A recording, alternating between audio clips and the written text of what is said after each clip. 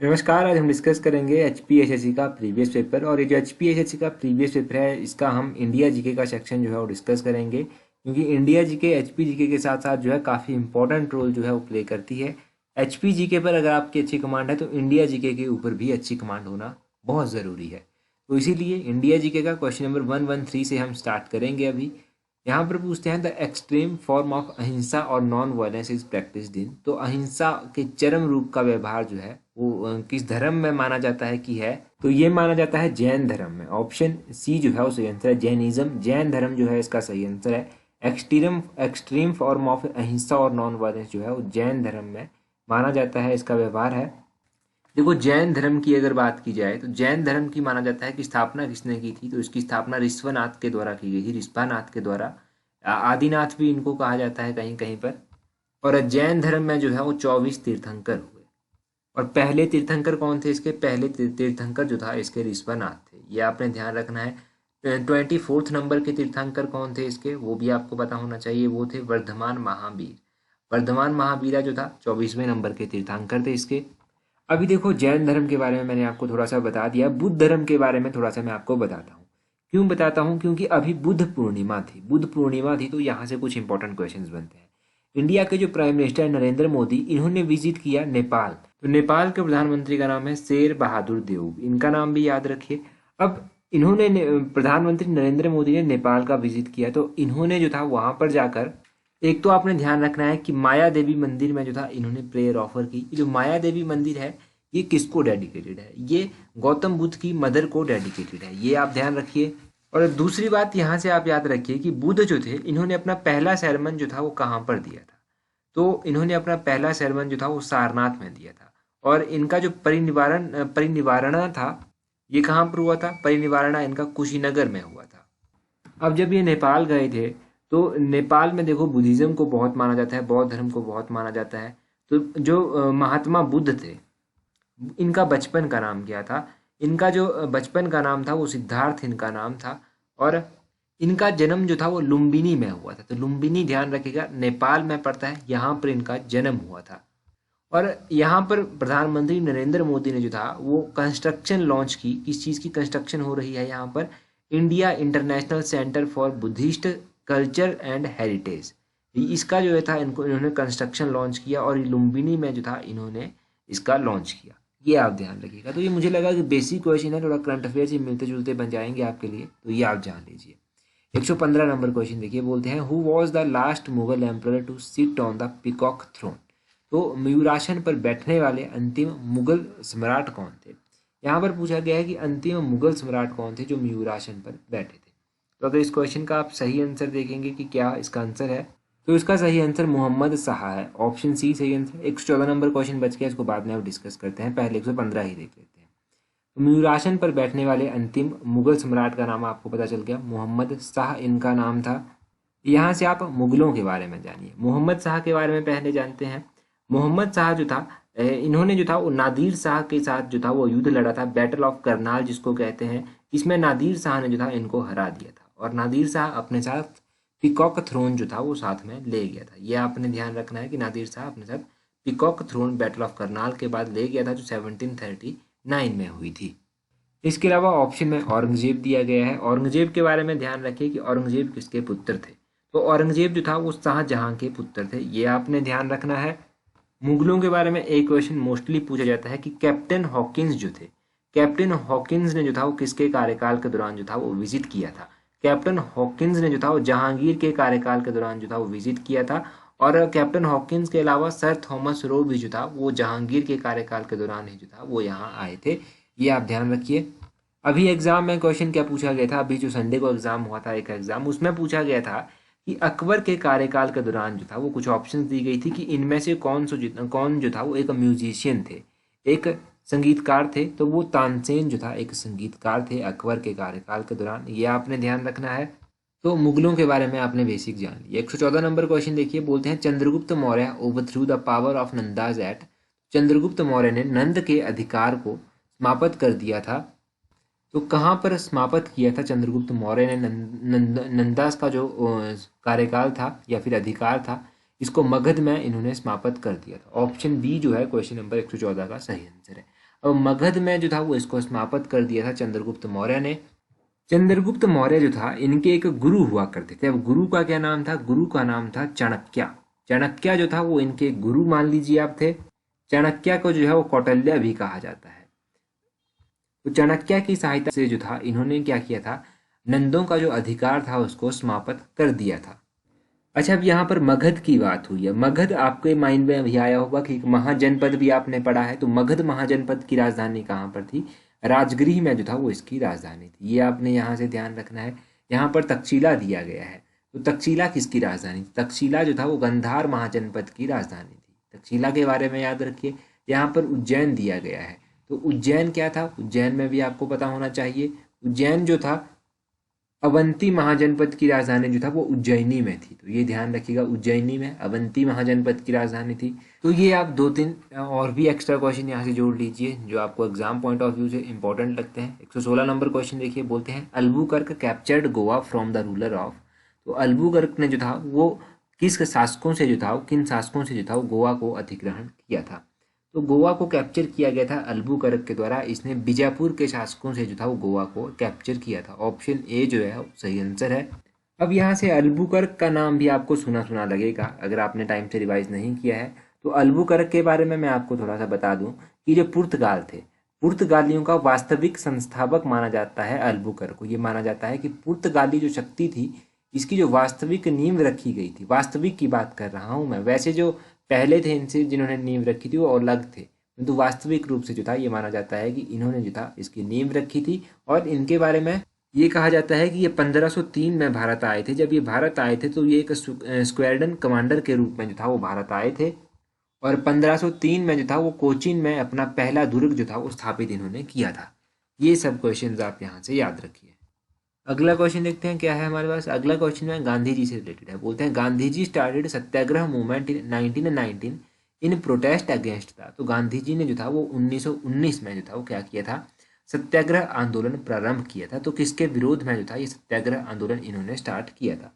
इन्होंने ये सत्याग्रह आंदोलन जो था वो रॉलेट एक्ट के विद्रोह में जो था, विरोध में जो था वो स्थापित किया था। Enactment of Rowlatt Act, option C सही आंसर है। रॉलेट एक्ट अधिनियम जो था वो इसके विधिकरण के विरोध में इन्होंने ये सत्याग्रह मूवमेंट चलाया था 1919 में। तो गांधी जी से जुड़ा हुआ पहला क्वेश्चन ध्यान रखिए, चंपारण सत्याग्रह कब शुरू हुआ था, कब चलाया था गांधी जी ने? 1917 में जो था ये चलाया था चंपारण सत्याग्रह। ये ध्यान रखिएगा। चंपारण सत्याग्रह के बाद अहमदाबाद मजदूर आंदोलन चलाया गया था, ये 1918 में चलाया गया था।